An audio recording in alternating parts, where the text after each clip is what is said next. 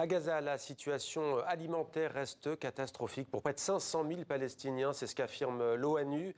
Et d'après l'UNRWA, l'agence en charge des réfugiés, 10 enfants perdus ou 2 jambes par jour en moyenne dans les bombardements de l'armée israélienne qui se poursuivent. Avec nous pour en parler, Alain Grèche, bonsoir. Bonsoir. Bienvenue à vous, vous êtes journaliste, fondateur et directeur d'Orient 21, ancien rédacteur en chef au Monde diplomatique. Votre nouveau livre a pour titre Palestine, un peuple qui ne veut pas mourir. C'est aux éditions Les Liens qui libèrent. Avec nous également notre éditorialiste Slimane Zeguidour. Bonsoir Slimane. Alain Grèche, le 7 octobre, après les attaques meurtrières du Hamas qui ont sidéré Israël, Benyamin Netanyahou et son gouvernement avaient juré d'éradiquer le Hamas. Près de 9 mois après le 7 octobre, le Hamas a-t-il été éradiqué ? Non, ce qui a été éradiqué, c'est la bande de Gaza, ce sont les Palestiniens, c'est les morts tous les mois. On disait tout à l'heure, qui aurait imaginé que 9 mois après, ça continuerait malgré les décisions du Conseil de sécurité, de la Cour pénale internationale, de la Cour internationale de justice, tout continue. Et Israël est dans une impunité totale, grâce, il faut le dire, au soutien à la fois américain et européen. Mais le Hamas a pris des coups. Oui, pourra-t-il s'en relever pour continuer à peser dans le mouvement national palestinien ? Oui, je crois. Il faut d'abord dire que tous les observateurs sont d'accord là-dessus. Il n'a jamais été aussi populaire chez les Palestiniens et dans toute la région. Parce qu'il représente pour les Palestiniens un élément de la résistance et quelqu'un qui a fait bouger les lignes. Il faut se rappeler que le 6 octobre, plus personne ne parlait de la Palestine, que la colonisation se poursuivait, le blocus de Gaza se poursuivait. Là, ils ont remis la question palestinienne au centre du jeu. Alors, comment ils vont se réorganiser, je ne sais pas. Militairement, ils ont pris, c'est incontestablement des coups, mais on se rend compte que dès qu'Israël se retire de telle ou telle partie de la bande de Gaza, il y a une guérilla qui se poursuit. Donc, on a l'impression que c'est une guerre sans fin, comme a été l'occupation du sud du Liban, où il a fallu des années et des années pour qu'Israël accepte finalement de se retirer. Il y a d'autres mouvements que le Hamas à Gaza, le djihad islamique notamment. Il y a le djihad islamique, il y a une partie du Fatah qui travaille, si je peux dire, avec le Hamas. Il y a le Front populaire de libération de la Palestine. Je veux dire, il n'y a pas de division chez les Palestiniens. Je veux dire, en tous les cas, dans l'idée de résister à une guerre qui est une guerre d'extermination menée par Israël, dont on voit les conséquences tous les jours. Il y a des Israéliens, et pas seulement, qui disent « Mais pourquoi le Hamas ne libère pas la centaine d'otages et tout s'arrêterait ?» Mais parce que un des sujets importants des négociations, c'est est-ce que après la libération des otages, Israël se retire de Gaza? Et Israël refuse de donner des garanties qu'ils vont se retirer de Gaza. Donc, s'ils libèrent les otages, ils n'ont plus aucune carte en main, même si on peut penser que la prise d'otages, c'est un crime de guerre. Mais c'est évident qu'à ce moment, la situation permet à Israël... Je pense qu'un des objectifs israéliens, c'est, je l'ai dit, d'éradiquer la présence palestinienne. Il y a des gens qui demandent la recolonisation et il y a l'idée d'une occupation à long terme aujourd'hui. Il n'y a pas du tout la volonté d'Israël de se retirer de Gaza. C'est ce qui fait la différence avec les opérations qui avaient eu lieu dans les années dans les précédents 2014, etc. Le 7 octobre et les 9 mois qui se sont écoulés constituent-ils, selon vous, un tournant majeur dans l'histoire de ce conflit israélo-palestinien ? Il constitue un tournant, c'est encore difficile d'évaluer comment ça va se traduire. Ce que ce conflit a montré, c'est que tant qu'il y a une occupation, tant que les Palestiniens vivent cette occupation, il n'y aura pas de sécurité pour Israël. Mais il y a une autre chose qui me semble très importante dans ce conflit, qui n'est pas assez soulignée, c'est le fait que c'est le fossé qui s'est créé entre l'Occident et le reste du monde. Et notamment entre la France et les pays du Maghreb et les pays du Proche-Orient. Vous savez que lors des élections européennes, à Beyrouth, où votent un certain nombre de Franco-Libanais, qui sont pour l'essentiel des maronites, des bons bourgeois, etc. Vous savez quel est le parti qui arrive en tête ? La France insoumise. Il y a un rejet de la France qu'on n'a jamais connu dans la région. C'est-à-dire un rejet à cause de ses positions, et c'est-à-dire, c'est pas seulement les islamistes, c'est pas seulement les radicaux, c'est les libéraux, c'est les gens de gauche, etc., etc. Et ce fossé qu'on est en train que la position française a approfondi, il est vraiment très grave pour l'avenir de la France. Position d'Emmanuel Macron, parce qu'à l'ONU, il y a eu des positions, des prises d'opposition, des votes plutôt clairs. Il a fallu du temps. Pour les Palestiniens. Il a fallu du temps, mais rappelez-vous, Emmanuel Macron a dit Rafah, c'est une ligne rouge. Les Israéliens sont à Rafah. Et la France ne fait rien. il y a des positions après avoir soutenu l'intervention israélienne et les massacres israéliens. Maintenant, on dit, ah non, on a tué peut-être un peu trop de monde. Mais qu'est-ce qu'on fait concrètement ? Regardez ce qu'on fait avec la Russie en termes de sanctions. Il n'y a eu aucune sanction prise contre Israël.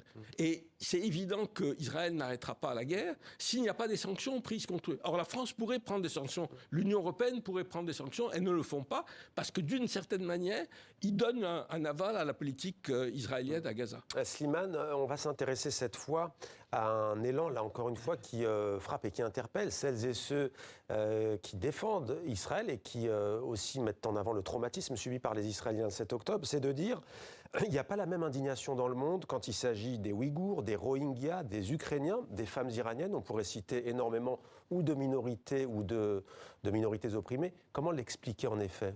Oui, effectivement, on entend souvent cet argument et les gens qui l'avancent disent puisqu'on ne s'intéresse pas autant aux Rohingyas ou bien aux Ouïghours, eh ben on devrait se désintéresser aussi de ce qui se passe entre Israéliens et Palestiniens.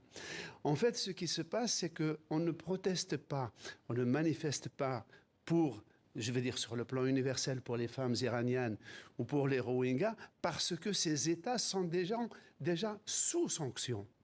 On ne manifeste pas dans toutes les capitales du monde pour les Ukrainiens parce que la Russie est sous sanction et les Ukrainiens sont armés par l'Occident.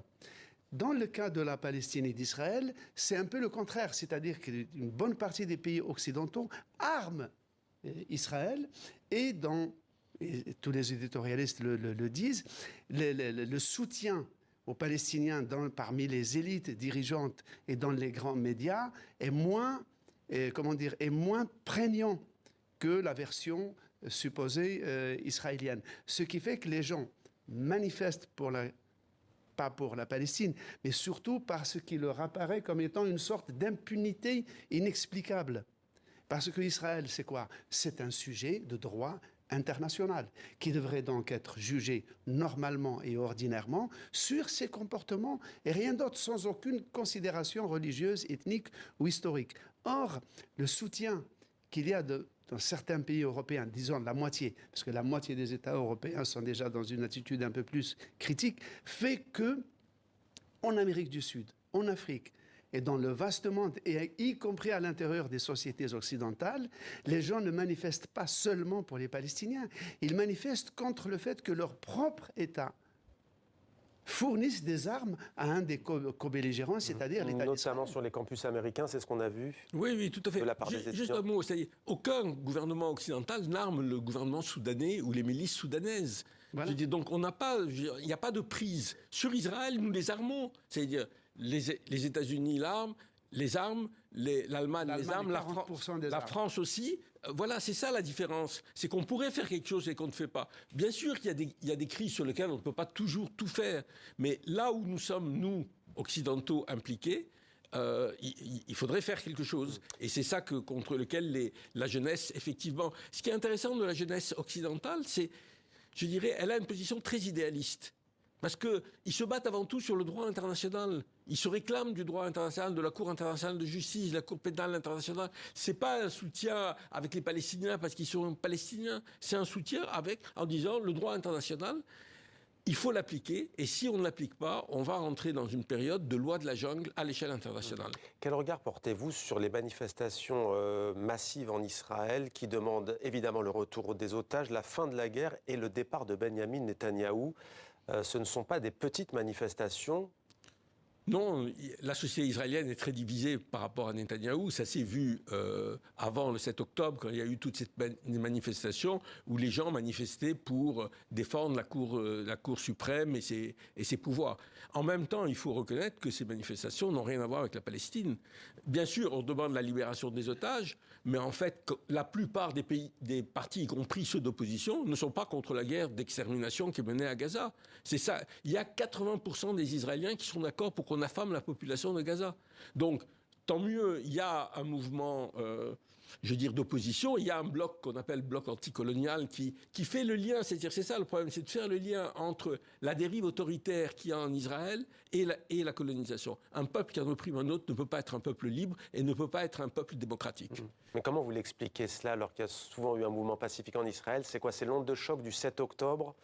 Il y a plusieurs choses. Il y a l'onde de choc du 7 octobre. C'est évident que les Israéliens ont réalisé que le mythe qu'ils vivent en sécurité en Israël était faux. D'ailleurs, parce que c'est une sécurité qui n'est fondée que sur la force et qu'il n'y a pas un État qui peut fonder sa sécurité uniquement sur la force. C'est un des reproches d'ailleurs fait à Benjamin Netanyahou des Israéliens, ils disent vous n'avez pas su nous protéger. Oui, mais vous n'avez pas su nous protéger, ça peut être aussi taper encore plus fort, quoi. C'est-à-dire c'est un peu ambigu. Mais il y a quelque chose aussi, c'est que depuis 10 ans, finalement, les Israéliens, et je parle de la population, ont le beurre et l'argent du beurre, c'est-à-dire l'occupation qui se passe très bien parce que Israël continue à avoir le soutien occidental, la Cisjordanie, la Cisjordanie et la reconnaissance internationale. Donc il n'y avait aucune raison pour qu'il cède sur les territoires occupés. Il n'y aura pas de retrait israélien des territoires occupés et pas d'arrêt de la politique s'il n'y a pas des sanctions prises. Si les Israéliens, et je pense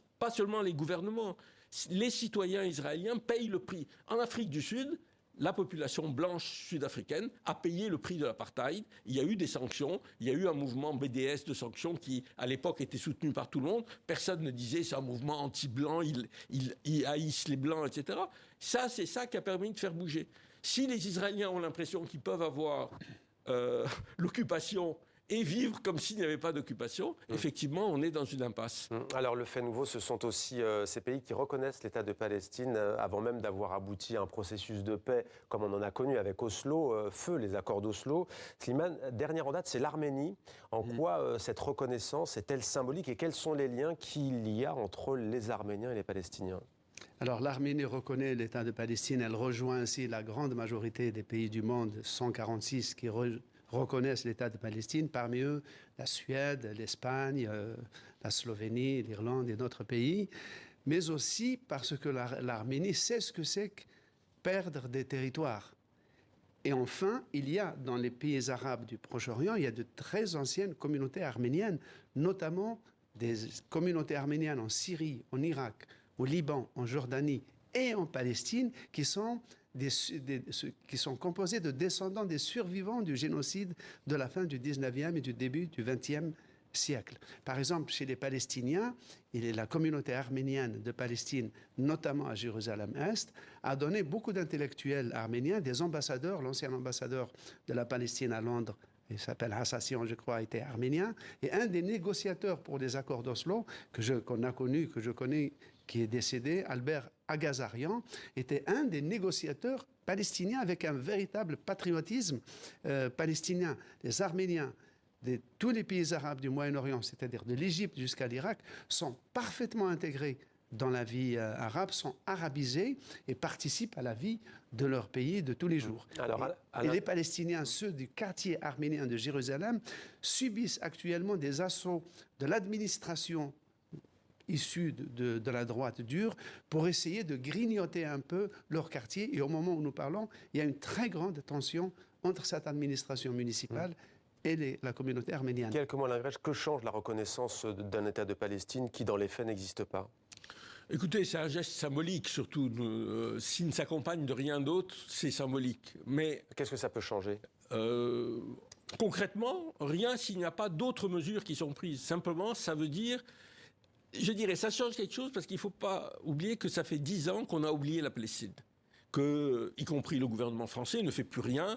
On fait comme si, bon, maintenant, il allait avoir la paix. Vous savez que Netanyahou est intervenu à l'Assemblée générale des Nations unies en septembre 2023, juste avant le 7 octobre. Il a montré une grande carte de la région. Israël avait absorbé la Palestine et ça ne choquait personne. Et personne ne disait, on dit aujourd'hui, on ne peut pas négocier avec le Hamas parce qu'ils ne reconnaissent pas Israël. Mais je dis, Israël ne reconnaît pas les Palestiniens. Donc, on était dans cette situation. Mais il faut aller au-delà. C'est évident que ça ne suffira pas. Merci beaucoup Alain Grèche d'avoir répondu à nos questions en direct sur TV5 Monde. On signale donc effectivement votre livre que l'on a vu et que l'on revoit, Un peuple qui ne veut pas mourir. C'est aux éditions Les Liens qui libèrent. Merci Slimane.